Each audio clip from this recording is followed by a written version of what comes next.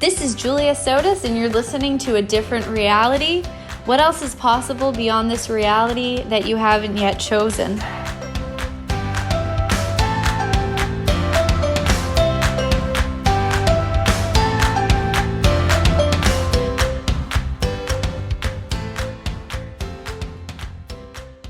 Hi, everybody. Welcome to my podcast. It is Tuesday, January 4th, and I am here today with the lovely Amy Shine.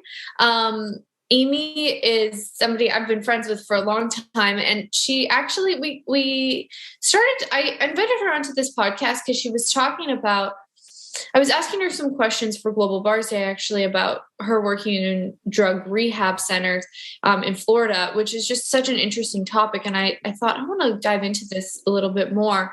And so Amy has an amazing story, and I can't wait to go on this journey. So welcome, Amy. Thanks, Julia. Thanks for having me. Yeah, it's awesome. I have an amazing war story. Okay, tell us your war story.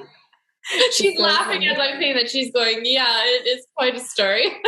Well, it's just funny, I ended up in AA at 21. So like having a war story was something to be very proud of. And people would compete, like who's got the worst war stories? Yeah, totally. I know I used to think that I couldn't be an access facilitator or anybody who motivated people or wrote a book or did anything, because I'm I have nice parents and I don't have a lot of problems, so I probably just can't do anything in that field because I don't have a war story. So I totally get that. And then those of us that might have a little bit of a war story think our war story isn't bad enough to either to facilitate or do anything profound in the world. So we're all just going around judging that we haven't suffered enough. That's amazing. Oh my God. Totally crazy. So how did you get started with all this stuff? Stuff as in consciousness and the bars. Consciousness, yeah.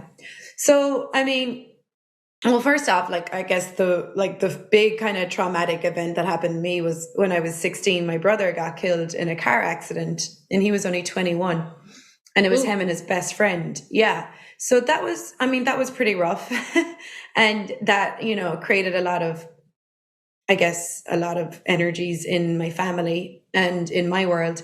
And that was the beginning of me. That was the beginning of me looking for something else. That was when I actually started to look at angel cards, and I started to go, I found this lady who did this angel readings where we lived, and she introduced me to a little bit of Reiki. I don't really understand much about energy back then, but she did some Reiki on me. She did reflexology on me. So I guess I was 17, 18 experiencing those things for the first time. And so I was open to something else. And then around that time too, I started smoking weed a lot. That was my coping mechanism to deal with everything that was going on, all the loss and all the grief. It was okay, I'm just going to smoke. It was hash at the time. We didn't have weed in Ireland. We weren't that advanced. So we would smoke hash every day. And that was my okay, I don't have to deal with my emotions. I don't have to deal with my feelings. And not only that, it was coping with the sadness in the home that was there. Yeah, it was just that's there. Hard. Yeah. And so it was my escape. So I smoked every single day, every day for probably 4 or 5 years. And then we drank a lot, but that was acceptable in Ireland. You just go out and you got wasted drunk at the weekends. And then when I was about 20 and 21, I went to Ibiza, and that's when I started doing kind of harder drugs, ecstasy and other things. And that's when I really started mixing everything. And very quickly, I spiraled, out of, not I guess I spiraled, my mind spiraled out of control. Did you move to Ibiza, or you just for the summer? Yeah. I did 2 summers there. Just moved there. 2 summers in Ibiza? Yeah. Partied all summer long. Oh my God, that's insane. I know. Wow, that's amazing. That's kind of, I don't know, it's just so adventurous and different, and you know what I mean? Who says they lived in Ibiza? That's cool. I know. We went there for a holiday. We must have gone for a holiday when we were about 19. And then when I was 20, I was fuck this, I'm just going to go for the summer. Well, lots of people did that in Ireland. Lots of people would take off for the summer. But I mean, not that many people took off to Ibiza, but I had to be the extreme version. I think I was the only person in my town that went to Ibiza. Like, I grew up in a kind of a small, like, Irish town, you know, everyone knows everyone. Everyone knows your father, you know, like, Yeah. And so I really just wanted to get out of that town as well. And I'd broken up with a boyfriend as well. And it was pretty like dramatic breakup. So I wanted to get away. And so I went to Ibiza, and of course Ibiza is like a drug island, and it's a party island, and you just party all the time. Yeah, a little bit here and there. What was your job? What was your job in Ibiza? I had to do we used to sell tickets to the clubs. Like, you know, there's like a strip, it's called San Antonio, and it's all like bars, and like everyone's like, come in and have 2-for-1 drinks. And I got a job like selling tickets to the nightclubs, because there's all like big DJs that play there, so everyone's going to the clubs. And then you make commission off what you make. But you know, were you like on the street, like inviting people in, like they do in New York City? Well, you would like invite people to buy tickets. The clubs were like spread out around the island. Wow. Yeah. Wow. Simone Milasas did something similar. She worked outside of a restaurant, inviting people into the restaurant. Yeah, she's got some stories too. Yeah. She was a party girl. Oh my God, Amy, I didn't know any of this stuff. This is so interesting. I know. When people meet me now, they're like, what? Even my husband's like, you didn't party. I'm like, I did. You just didn't know me then. So yeah, it was, I mean, it was fun at the time, but also like, it wasn't either. You know what I mean? Yeah. Like, you thought it was fun. But like, I mean, I was young, and like, obviously doing drugs like that, it impacts you quickly when you're, you know, you're small, you're a woman, you're petite, you're young. So by the time, like by my second summer in Ibiza, when I came back from the second summer, so I'd done 2 seasons there, I started to have like a mental breakdown. So, sure. Yeah, and it was pretty intense. Like, what this reality calls psychosis. Gary says something else about it. He says, what does Gary say? That you expose too much of your X-Men capacities to the world. Really? Yeah. I've never heard that. Wow. Yeah. He's like, but you know, also, so the thing is, when you do drugs, you open up, you're psychic already. Like, you're aware already. You come in, you're like the psychic being. And then like, and you're already very like open and visual and like aware of entities and all this stuff. You just don't have tools to deal with it. When Anthony and I were first starting to date, I was coming out of my party phase, because I actually partied a lot too. Nothing dangerous, but like a lot, like just throwing up on like a lot of Sunday mornings. You know what I mean? You were a white girl wasted. That's exactly what I was, Amy. That's the perfect explanation for what I was. And I was like, Anthony, I want to go to Ibiza. And he's like, no. He's like, do you know, like, with the access tools, like how demonic that would feel? And that reminds me of what you're saying. It's like there's so many, like when you have a town that's dedicated to drugs and alcohol. I mean, I can't imagine the stuff you must have picked up. Yeah. Yeah. And you're so oblivious at the time, you know, like, yeah, you don't know that, how aware you are. And then when you do drugs yourself on top of it, like, we learn in Access about like drugs, like they open up your sensory cortex. And so you can access things when you're on drugs, and you actually access your capacities, like when you're on drugs. But what happens is that when you come up, but the thing is, not only do you access your capacities, and guys, if you want to know more about this, you can learn more about this in foundation class or also 3-day body class. And there's a process for unlocking drugs from your sensory cortex, which is amazing. But what we learn later is that when you take drugs, is that not only do you access your capacities, which is great, right? But you also absorb all the judgments of everyone around you. So that gets even heightened. And then what happens is that you lock it into your sensory cortex. So when you come off the drugs, you cannot access that anymore. So you cannot access any decision you made on drugs. You cannot access even whatever capacities you might have tapped into. And you also can't access the judgments you absorbed. So is it any wonder when you come off drink or drugs, and when we talk drink, we talk about like you said, Julia, like drinking to the point of blackout, you know. Yeah. It's not quite the same effect, but I get that it can create similar things. So can you imagine coming off drugs? Like how messed up you feel, you know? Oh my God. And on top it all off, if you're a super aware being, you're aware also of beings without bodies. So you also, how many entities, you know, Right. you absorb when Thanks you're for on your drugs. explanation of the sensory cortex and how like the capacities come out when you're drunk, but you also become aware of like the judgments get locked in, the capacities get locked in. I that's a really different way than I've heard it explained, and that's brilliant. So thank you. Yeah. And that's why, like, in a way, we do like to get, like, why drugs can be appealing, because it's like, oh, you feel like you're invincible and you're on top of the world and you could create anything and everything is possible. Like, for me, it was like an opening up of my universe. It was like, everything is possible.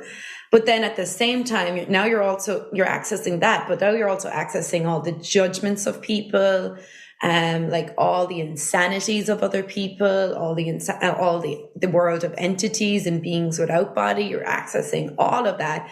And then when you come off the drugs, you're like, you feel so fucked up because you actually can't access any of that anymore. It's just locked into your sensory cortex.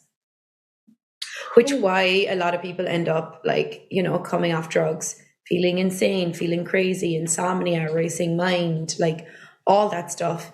So with the 3-day body class, like with the process, and Amy's a 3-day body facilitator, which is amazing. And that class is amazing. And so there's a process in that class called the perfectionism of insanity and drug-induced scenarios. And so that process is, I mean, you're helping me look at this in a totally different way. I mean, that process literally takes the psychosis, like that psychosis actually gets locked into your world, into your sensory cortex, and there's this unaccessible sort of insanity going on. And so that process opens that up and lets all of that release and dissipate, destroy. Yeah. Wow. So it's trifold sequencing systems. So if you take a bars class, you learn about trifold sequencing systems. But if you go on, you do foundation and you do 3-day body, there's another process that addresses the trifold sequencing systems for specifically drug-induced scenarios, perfectionisms, and insanities. And it's run on the sensory cortex, which is behind it's like your occiput, you know? So yeah, what you're doing with that process is like, you're actually releasing those things that you could never access before. So like, that's why, you know, when you asked me, Julie, at the start, and we haven't even gotten there yet, like when I run bars with people in treatment centers, how is that? And I said to you, like, it's a very different energy to running bars on someone who isn't coming off drugs or alcohol or addiction. Because what happens is that like, you're like, when you're coming off all that stuff, you're so foggy. You're so like, because you have all these decisions just locked in and judgments, and you can't seem to access you. So this is where the bars, trifold sequencing systems, and this one also for the drug-induced scenarios can be such a gift to anyone coming off any type of addiction, or anyone who's been through any trauma, because it helps them release that stuff that they've locked in that they can't even access. And the beauty of bars and body processes and access is that you actually don't even have to know what you're clearing. Like, you don't have to, like, I have no idea. Like, I could have accessed so many different things when I was on drugs, you know, or different energies could have come into my body when I was blacked out.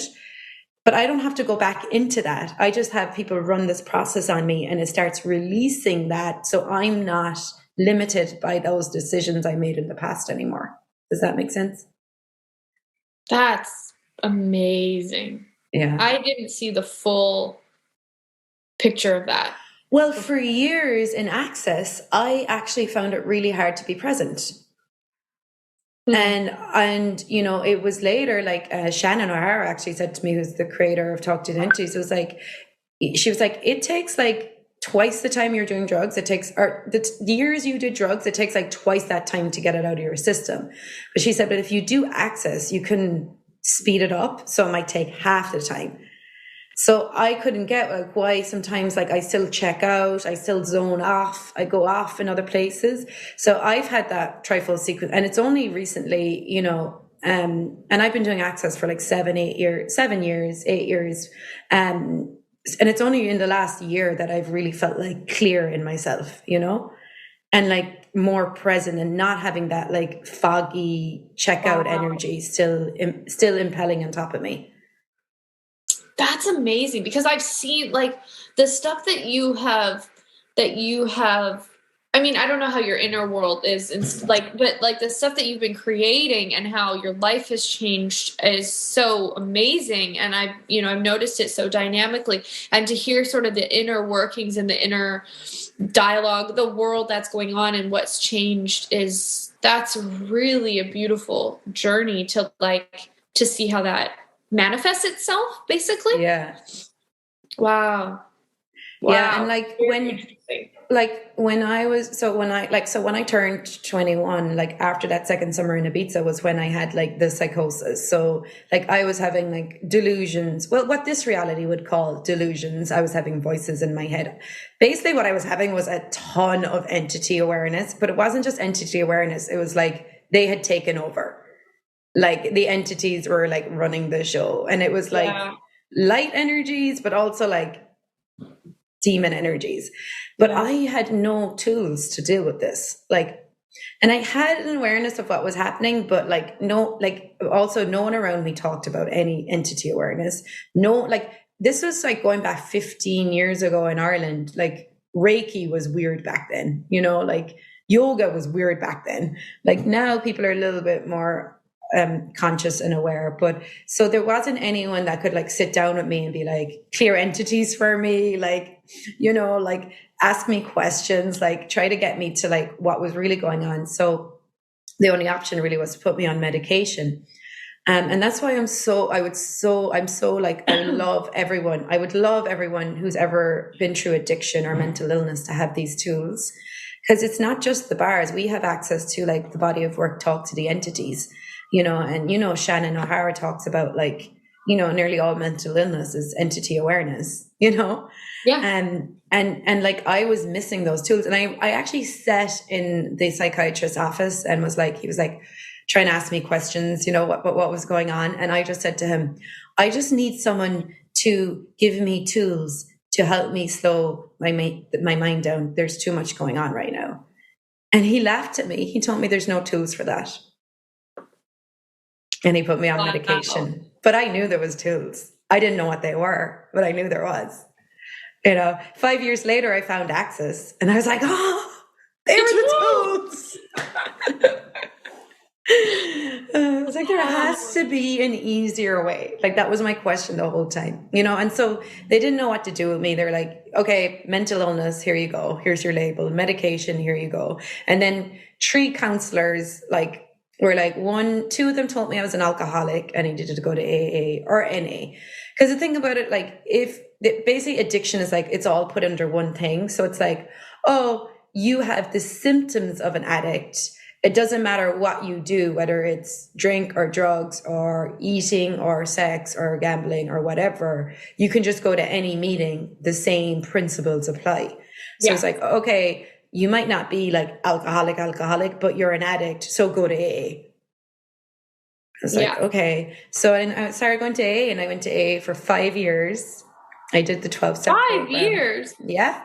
I was full on AA. Like I was the 12-step program person. From 21 to 26? Yeah. Until I found Access. I still went to AA for a while I did Access at the start. In Ireland? Yeah.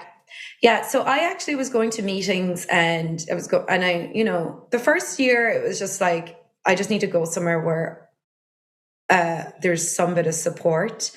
And what you find is when you go to AA, it's a bunch of humanoids who all think they're wrong.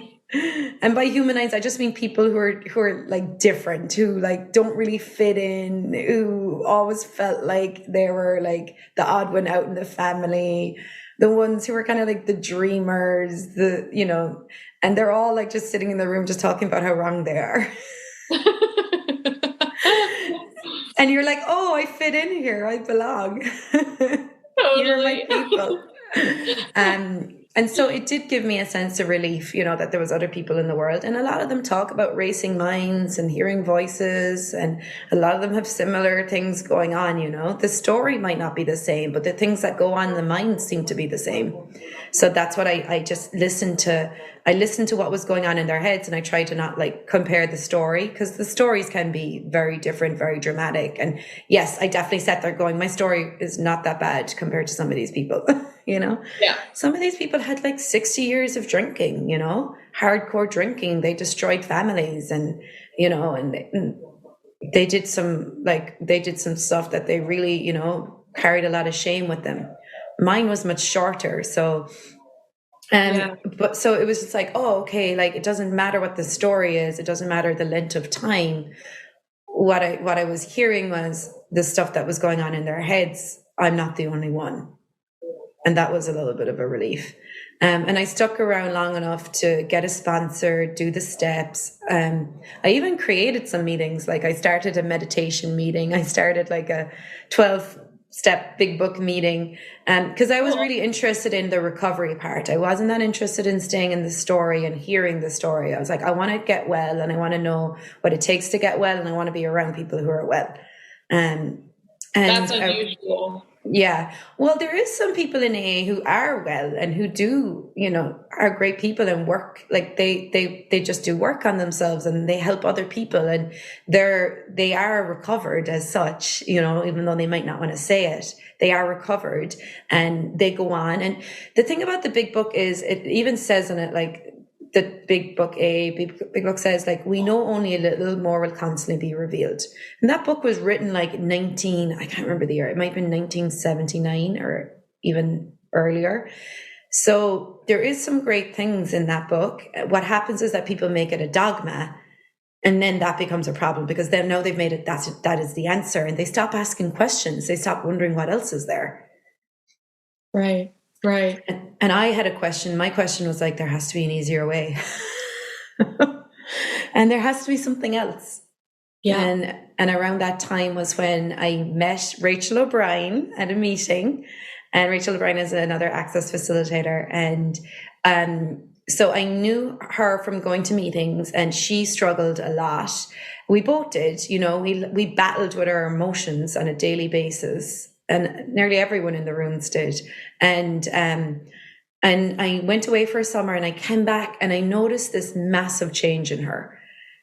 She had peace and ease in her. And when she spoke from this different place where she was doing well, and this contributing energy. And I was who's her sponsor? I want her sponsor. She's totally changed. And I started to hang out with her more. And what I found in hanging out with her, it wasn't that she had a sponsor that she was changing. It was that she found these tools of access consciousness. So cool. Wow. Yeah. That's how you found access, was through Rachel. True, Rachel. Yeah. She was so clever. She would run my implant band when we'd be hanging out, and I didn't even know what she was doing. So the implant band is one of the bar points. And I remember us being at this AA kind of retreat thing. We went off to Zockenbara. It's this place in West Cork. And Rachel has a guitar, and she sings, and we were all together, a group of us, all very innocent, and it was a cool energy. We all supported each other, and we were all staying sober and just looking to create a greater life. And I was sitting down, and she was touching these points on my head, and I thought she was doing Reiki or something. I didn't know what she was doing, but I never asked her either. Just let her do it. And there was several times where she did that to me, and I never knew what she was doing. But from being around her, I was changing. And I know now that I was changing. At the time, I didn't notice a difference. At the time, you don't. And so one of the things is that when you get your bars run, it creates this space in your world, but we're not used to having space. So we've no idea that now there is space. Right. And now I can look back and go, wow, I remember her doing that. And then later, that next day, I was dancing on the cliffs, at the top of these cliffs, looking out over the ocean and being so connected to the universe and to the earth. But at that time, I didn't know that that was something that had happened because she touched my head, Right. But now I can look back and go, wow, I was really changing just from her, like running my implant band for 10, 15 minutes here and there. Right. Wow. Yeah. Wow. And for those of you who might be new listening, Amy's talking about the Access bars, and you can go to accessconsciousness.com/bars and find out what she's talking about. That is such a beautiful story. I mean, I had no idea. That is, thank you for coming on, because it's like, for me personally, I feel like I got to know like just more about you. That's so amazing. Yeah. And so now, so then you moved to Florida, and we can probably wrap it up here in a couple of minutes, but I would just love to hear about sort of, you moved to Florida and, life has changed a lot for you. Yeah. So yeah. And I mean, I obviously then went on and took the bars class with Rachel. And after that, I was just like, this is gold. Like, I couldn't, like, honestly, what that first bars class gave me, like, there's no amount of money or gold I could give for that. Like, it gifted me freedom. Like, it gifted me. And after that, I was like, okay, I want the whole world to know about this. And most especially, I really wanted everyone in AA to know about it. Like, I was like, oh, please, like, everyone in AA needs to know that this is possible. Like, you don't have to live with the roundness that you have a disease. You don't have to, like, think that you're limited. Like, because I was, like, receiving so much from this, and I wanted everyone to have it. And this one, we all know this one. And then you go out and you try to tell everyone about it, and nobody wants to hear about it. No. And it's okay. That's fine. Choice creates awareness. And I really just got clear then, okay, what do I want for my life? What do I want to create as my life? And I always wanted to live in the sun.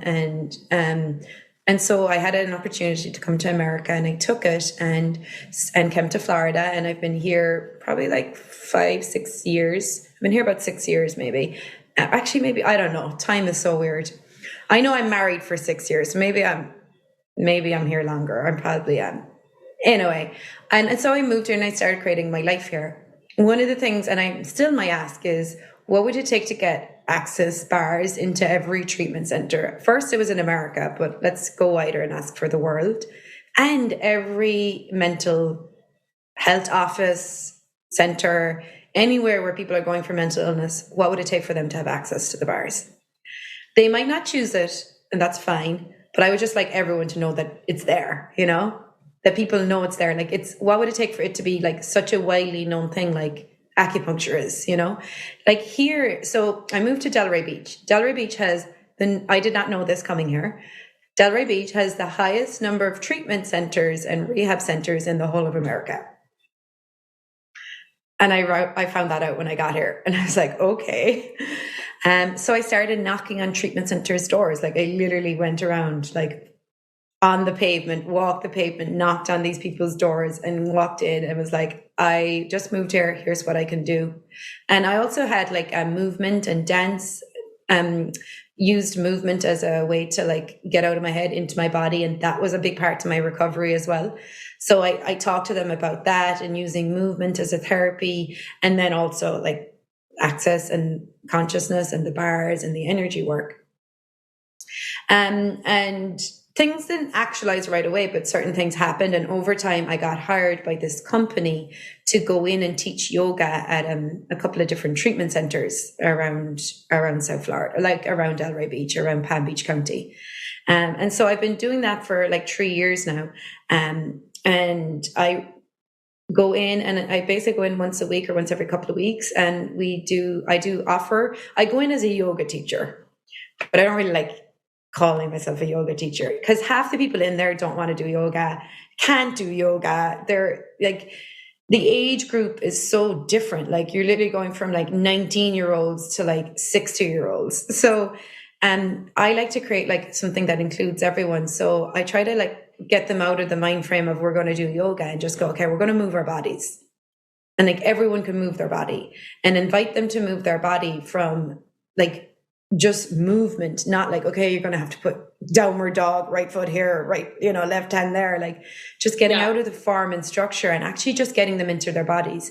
So So you had asked me about running bars on people in recovery. The thing is, when you go into addiction and when you're in a lot of addiction, you leave your body for the addiction.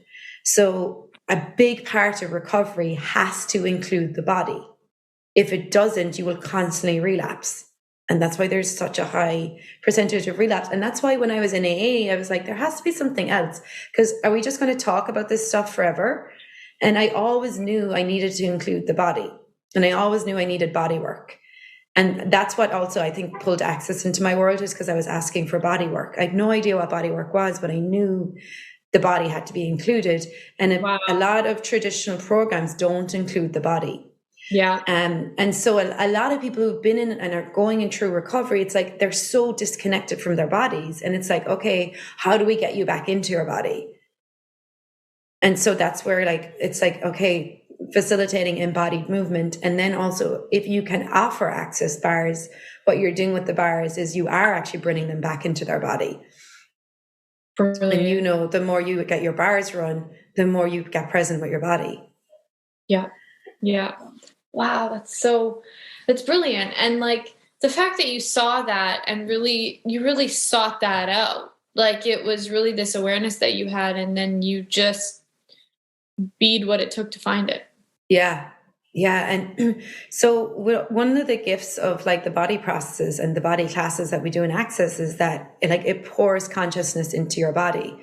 But when you're in addiction, you're totally abusing your body. And it doesn't matter. It doesn't have to be substance abuse. It could be, you're addicted to sex, or you're addicted to, judging yourself.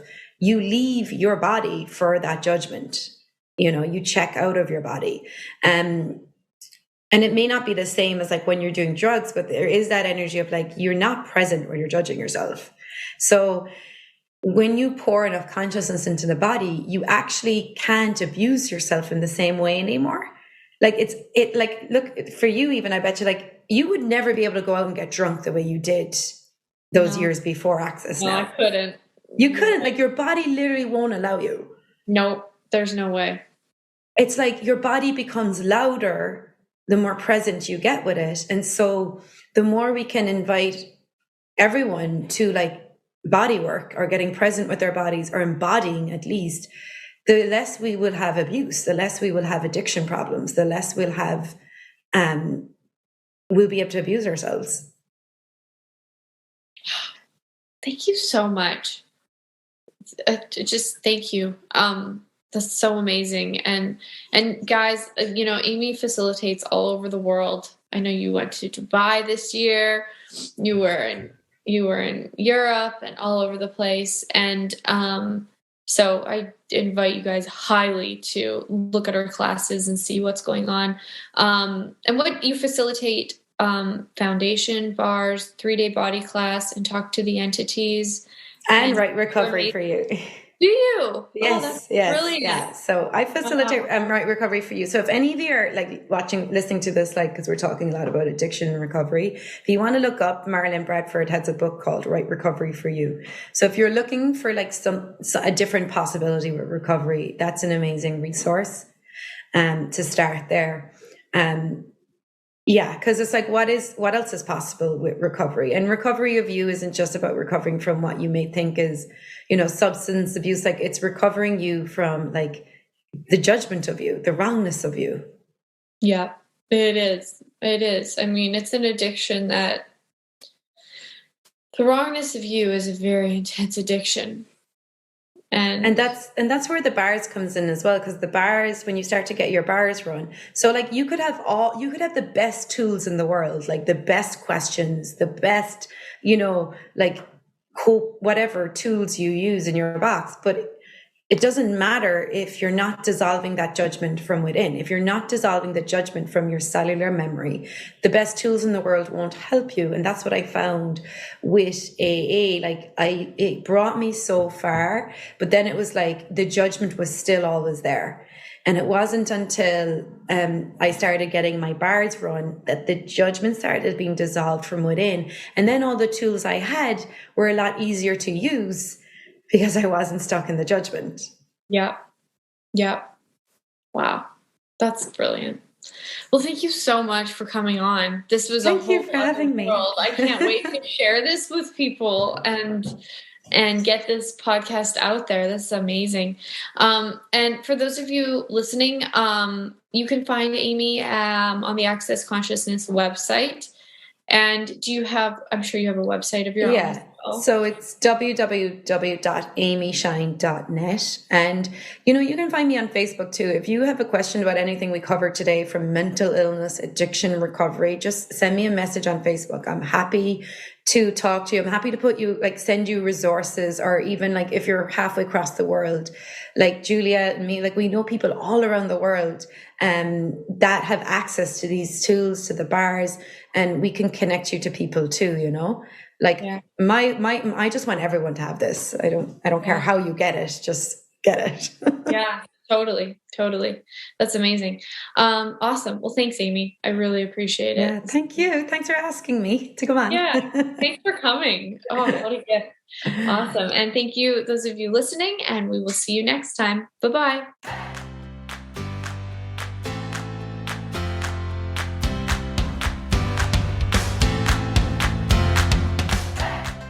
Thanks for joining me on another episode of A Different Reality. It would be awesome if you could share this podcast with your friends and family. I'm always looking to spread the seeds of consciousness. And you can find me on my website at juliasotas.com. Until next time, what energy, space, consciousness, and choice can you be to create a reality totally beyond this reality with total ease?